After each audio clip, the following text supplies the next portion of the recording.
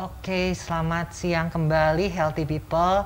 Mohon maaf karena gangguan teknis kita baru bisa kembali bertatap muka sekarang ya. Masih bersama dengan saya Dr. David Suwandi dan juga tentunya narasumber kita yang begitu luar biasa Dr. Gamaliel Wibowo Sutanto SPS Vina yang masih setia tentunya hadir di sini untuk menyampaikan mengenai satu topik materi terkait Ramsay-Hunt Syndrome yang memang sedang ngetrend saat ini ya, terkait dengan pembahasan daripada Dr. Gamaliel sendiri. Kita langsung bahas saja supaya teman-teman juga kan pasti makanannya sudah mau habis nih ya, sedikit lagi nih ya gitu.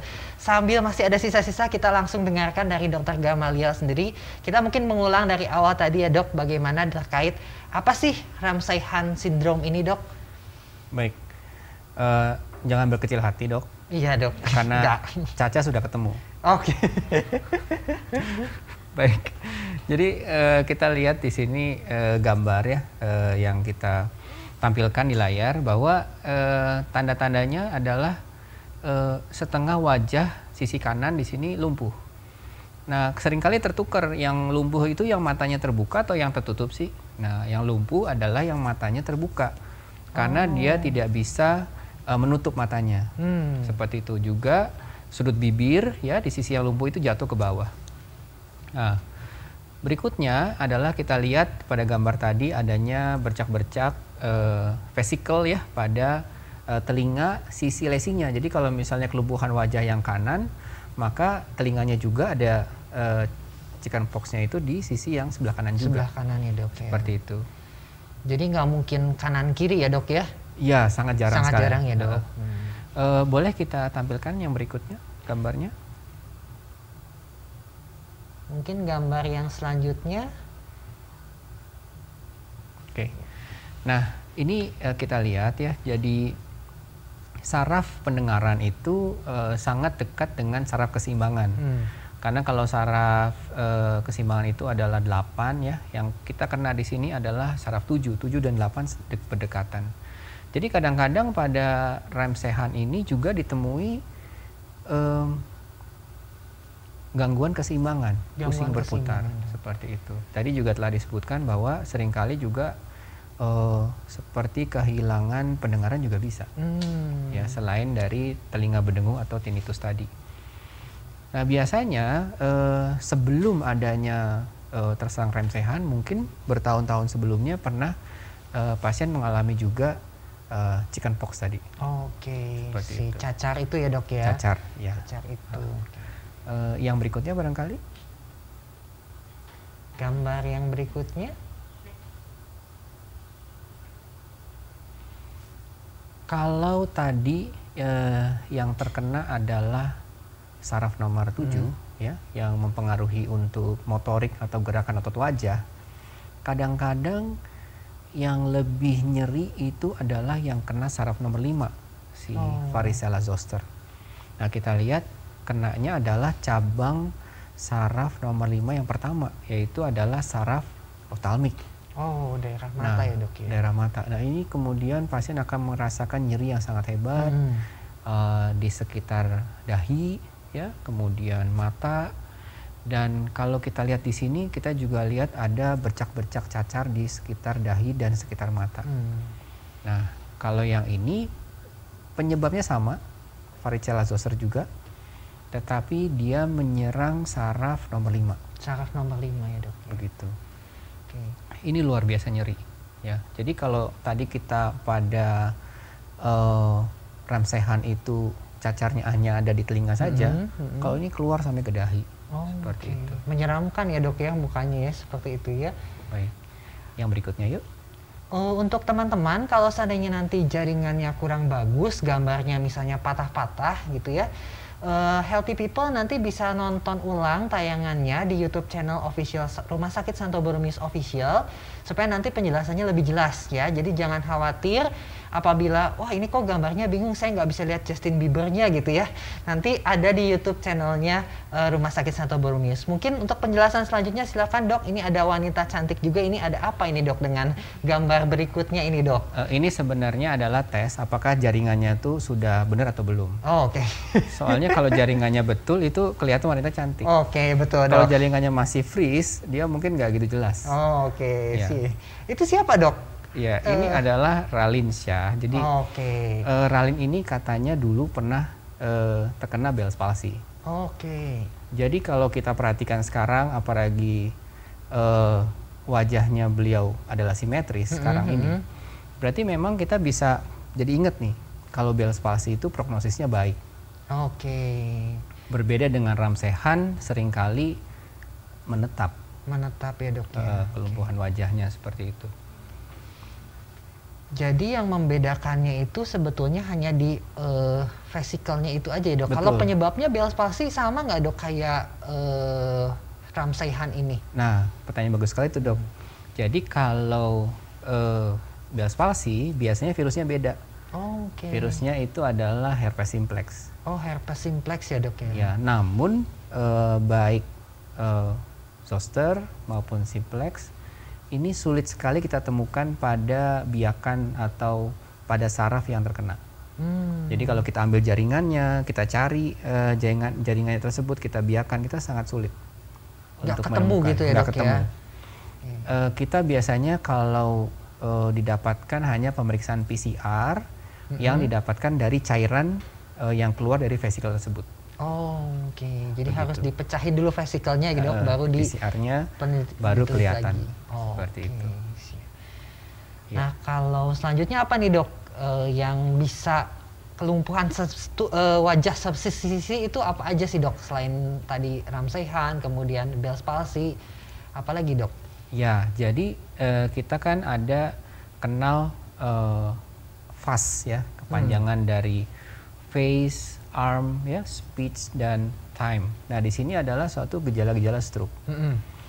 Sebenarnya stroke juga memberikan suatu kelumpuhan wajah. Namun biasanya kelumpuhan wajah pada stroke itu tidak sendirian. Apakah disertai dengan kelumpuhan gerakan bola mata? Apakah disertai dengan kelumpuhan pada lengan dan tungkai? Seperti itu. Sehingga pada kita buat singkatan yaitu FAS ini. Karena biasanya dia ada penyerta yang lain. Tambahannya ya dok. Tambahan yang lain. Namun kalau stroke-nya itu di bagian belakang kepala, yaitu adalah aliran darah yang menuju ke bagian belakang kepala atau batang otak, biasanya gejalanya pusing, kemudian kelumpuhan wajah yang mirip sekali dengan Bell's palsy. Jadi sebaiknya sih baik itu Ramsay Hunt, baik itu Bell's palsy atau stroke itu sebaiknya segera dibawa untuk berkonsultasi. Karena tadi ada periodenya di mana kalau Ramsay Hunt itu 72 jam ya kita berikan antivirus dan steroid, itu akan mendapatkan hasil yang optimal. Nah, berbeda kalau stroke. Kalau stroke itu kalau bisa dibawa ke rumah sakit 3 jam. Oh, 3 jam ya dok ya? Ya, jadi Rumah Sakit Borromeus sendiri adalah rumah sakit siaga stroke yang siap menerima kasus stroke 7 hari 24 jam. Jadi kapanpun itu bisa segera ditangani. Karena di dalam periode waktu 4,5 jam pertama itu kita harus memberikan obat-obatan untuk melarutkan kembali gumpalan darah yang terjadi. Ya, seperti itu. Gambar yang berikutnya. Nah, ini adalah contoh kasus stroke nih dok. Ya, sekarang kan kalau stroke itu kan yang terjadi adalah pembuluh darah yang tersumbat. Nah, tentunya kita harus cari tahu nih sumbatannya ada di mana. Nah, dengan pemeriksaan MRI kita bisa mengetahui lokasi kerusakannya di mana, dan kemudian kita bisa evaluasi di mana sumbatannya. Sumbatannya di mana? Begitu. Itu yang warna merah-merah itu ya dok, yang di kasa itu sumbatannya ya dok ya? Betul, jadi itu adalah clotnya. Jadi dengan teknologi yang terbaru kita bisa mengambil gumpalan darah dan mengembalikan fungsi tubuhnya. Seperti itu. Tapi ingat, kalau bisa itu dilakukan dalam periode waktu kurang dari 6 jam. Atau terbaik adalah kurang dari 4,5 jam. Oke, yang tadi intinya segera bawa ke rumah sakit itu ya, segera Dok, bawa ya? ke rumah sakit. Sekali lagi mohon maaf nih kepada Healthy People karena gangguan teknis sehingga live IG-nya memang kurang begitu lancar, tetapi tidak usah khawatir. Kembali saya ingatkan bahwa tayangan ini akan kami siarkan ulang di YouTube official Rumah Sakit Santo Borromeus di akun Rumah Sakit Santo Borromeus official. Jadi teman-teman nggak usah takut akan kehilangan alur daripada penjelasan Dr. Gamaliel yang begitu jelas sekali dalam menyampaikan materi pada kesempatan hari ini gitu ya. Nah mungkin dari Dr. Gamaliel sendiri, kalau seandainya rem sehan ini tuh sering nggak sih dok dalam praktek sepanjang jadi dokter syaraf nih, ada berapa kasus nih dok? Karena kan kalau nggak Justin Bieber kena gitu kayaknya orang nggak tahu gitu ya. Gitu. Gimana dok pengalaman dokter dalam kasus praktek sehari-hari dok? Ya, memang kasus kelumpuhan wajah ini banyak sekali. Kalau kelumpuhan wajahnya banyak ya banyak dok ya? Cuma memang yang angka kejadian rem sehan itu lebih rendah daripada Bell's palsy. Seperti itu. Dan itu adalah suatu hal yang baik ya, karena Bell's palsy itu kan bisa pulih, pulihnya lebih baik dibandingkan rem sehan. Rem sehan ya dok. Seperti itu. Temuan kasus rem sehan ini tidak banyak, ya mungkin 6 bulan 1 begitu ya, tidak tapi banyak. Tapi ada aja ya dok ya gitu ya. Mungkin di era sekarang ketika pertalite dan solar itu susah belinya, jadi stres, mungkin akan jadi banyak. Karena daya tahan tubuhnya turun ya dok ya. Gitu. Betul sekali. Gitu ya, semua serba naik, cabai juga naik dok. Betul, sekarang ya. Jadi saya mengurangi makan yang pedas juga. Nah kalau ini penyakitnya rem sehan ini menular nggak dok? Ya, jadi seperti kita sampaikan tadi bahwa ada virus yang bertanggung jawab yaitu zoster ya, dan ada cairan yang tadi kita telah bisa kita cek PCR-nya dan ditemukan virusnya, artinya dia bisa menular. Terutama dari cairannya itu, dan pada saat dia kering ya itu bisa menular. Seperti itu. Lewat kontak langsung ya dok ya gitu. Iya, seperti itu. Jadi memang harus hati-hati juga ya dok ya kalau menemukan itu, bawa ke rumah sakit juga supaya ditangani cepat, virusnya cepat mati, jadi nggak nularin gitu ya dok ya. Gitu ya. Ya, jadi sedikit tambahan bahwa virusnya ini dia tuh tidak mati. Jadi ketika gejalanya mereda, dia tuh bersembunyi di balik saraf. Dan kadang-kadang muncul lagi dengan bentuk yang berbeda-beda. Seperti tadi waktu kita sampaikan bahwa ada chickenpox, kemudian rem sehan, kemudian ada zoster ophthalmic ya, munculnya di wajah dengan saraf yang berbeda. Dan kadang juga bisa muncul di badan. Ya, di badan. Memberikan suatu garis yang mengikuti dengan perjalanan saraf, misalnya melintang dada dari depan ke belakang dan seperti itu. Ya, itu juga virus yang sama. Virus yang sama ya dok. Ya. Jadi bila ada, kita harus menjaga kebersihan, menjaga imunitas tubuh supaya dia tidak muncul kembali. Seperti itu dokter.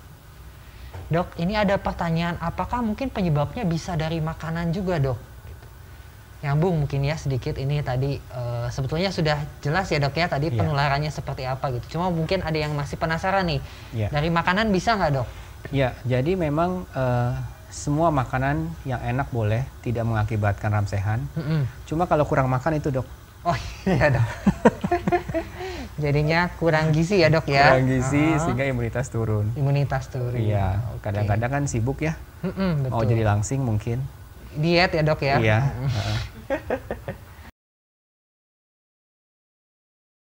Supaya kita tidak, misalnya kan orang ada yang bilang nih dok, kalau kena cacar tuh udah sekali seumur hidup kena cacar nggak akan kena lagi, tapi ternyata kita kan lihat di sini bahwa manifestasinya bisa timbul gejala yang lain gitu ya dok ya. Nah tipsnya apa nih dok untuk imunitas kita lebih baik? Apakah sebetulnya varicella zoster ini ada vaksinnya nggak sih dok gitu kayak COVID gitu dok? Ya, jadi kembali yang paling penting adalah menjaga imunitas tubuh dokter. Ya, jadi imunitas tubuh itu cukup istirahat, makan teratur, hindari stres yang berat seperti itu. itu yang bisa kita lakukan. Oke. Iya. Untuk vaksinnya sih sejauh ini tidak, karena memang kekambuhannya kan juga sporadis ya. Maksudnya kita tidak bisa tahu kapan dia ada muncul di pasien yang satu atau yang lain seperti itu. Jadi tidak ada yang vaksinnya gitu ya dok ya, tidak ada vaksinnya sampai saat ini gitu ya.